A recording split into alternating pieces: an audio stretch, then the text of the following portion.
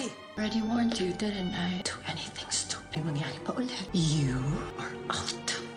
Nang makorner ni Gino si Wesley ay agad niyang kinuha yung USB na tinangay ng binata at agad niyang hinagis kay Sky.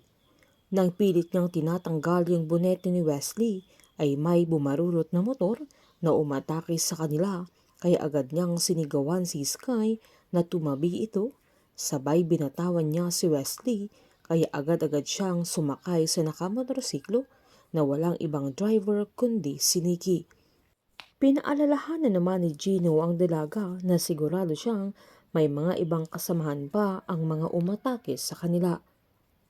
Habang tuliro na si Z dahil sa epekto ng hindi niya pagtik ng gamot niya, nang saktong pumasok ang isang kidnapper na may daladalang tubig at paracetamol pero tinapon ng dalaga at sinaad niyang hindi yun ang kailangan niyang gamot.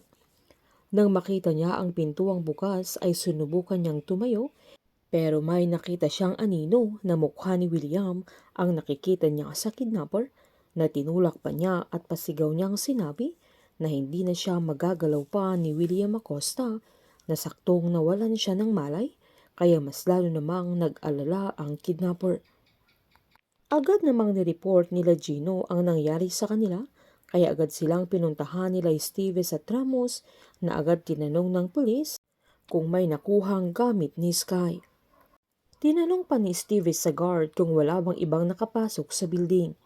Sinaad pa ni Esteves na pwedeng snatching ang motibo pero nanindigan si Sky na hindi snatching, lalo target nila yung USB niya kaya agad namang tinanong ni Dante kung naitangay nila na agad namang sinaad ni Sky na nabawi din ni Gino kaya agad namang tinanong ni Esteves kung anong laman ng USB na agad sinabi ni Sky na related sa trabaho niya.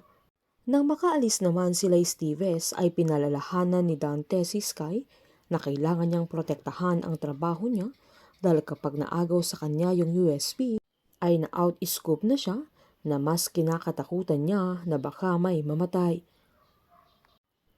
Habang nang nakaalis na si Dante ay sinabihan ni Gino na ihatid na niya ang dalaga pero tumanggi pa si Sky na nanindigan naman ang binata na delikado dahil baka may manakit sa kanya kaya wala nang nagawa pa ang dalaga. Abot naman ang reklamo ni Wesley habang ginagamot ni Nikki yung mga gasgas sa braso niya.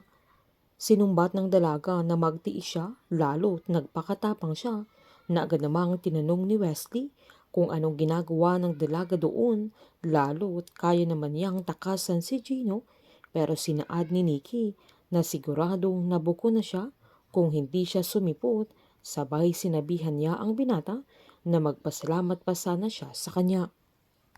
Sakto namang dumating si Victoria na galit kay napagtanto ni Wesley na sinabi na naman ni Nikki ang nangyari.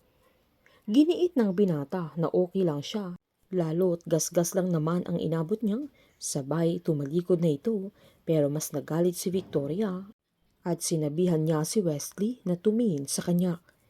Giniit ni Victoria na winarningan na niya ang binata na pinagsabihan niyang huwag siyang gagawa ng kapalpakan dahil muntik na niyang makompromise ang lahat ng plano nila dahil sa ginawa niya na binalaan niyang mawawala na siya sa grupo kung mauulit pa ang bagay na yun.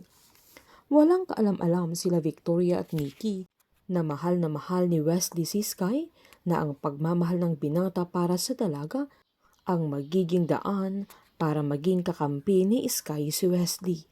Painit ng painit ang mga tagpo, sabay-sabay po nating subaybayan ang advance episode ng High Street dito po sa aking channel. Patuloy lamang po manood at mag-subscribe para ma-update po kayo sa mga susunod na episode. Marami pong salamat.